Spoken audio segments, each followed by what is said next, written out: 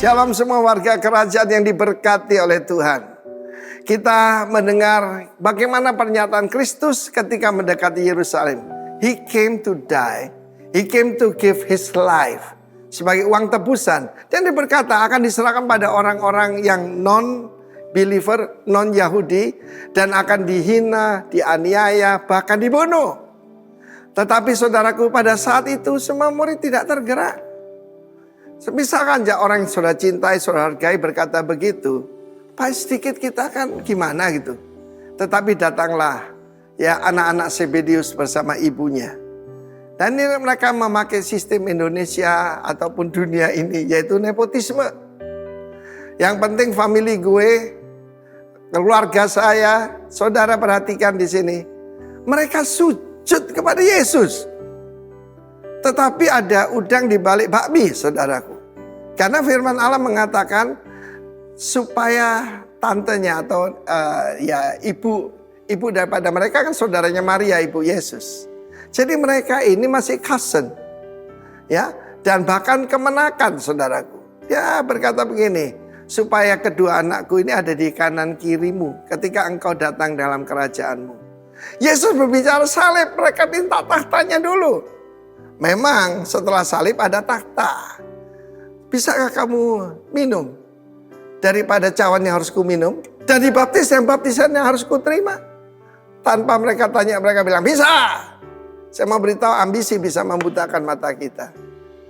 Tetapi Yesus tidak mengikuti sistem dunia ini. Dia berkata, penguasa dunia ini, raja-raja di dunia ini menyerahkan dengan kekerasan.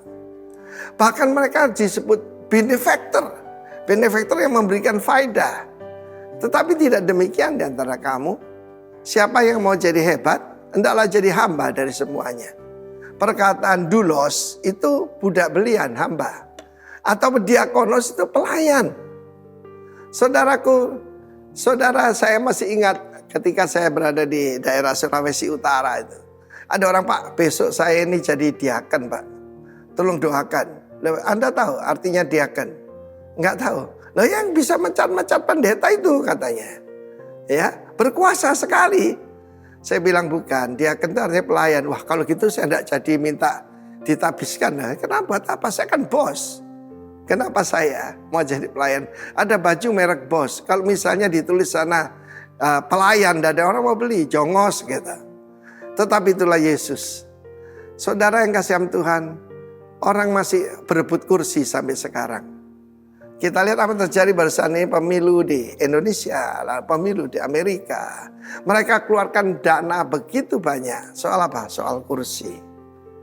Yaitu Kamala Harris, yaitu calon dari Partai Demokrat, keluarkan 1,3 billion US dollar untuk dana kampanye. Akhirnya tidak terpilih, bahkan ninggalin utang. Yaitu $0,5 miliar. Untuk apa itu semua?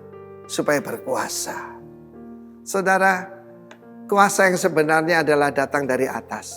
Kemuliaan bagi Allah di tempat maha tinggi. Dan damai sejahtera, shalom, berkat bagi mereka yang berkenan kepadanya. Sebentar lagi kita merayakan Natal. Dan biarlah itu bergema di rumah kita, di dalam keluarga kita. Kemuliaan hanya untuk Tuhan. Tetapi akibatnya bonusnya shalom, damai sejahtera di rumah kita, di keluarga kita. Kalau kita berkenan padanya, siapa yang berkenan pada Tuhan? Yang menyenangkan hati sang raja. Kiranya warga negara kerajaan Allah mengerti ini. He came to die untuk saudara dan saya.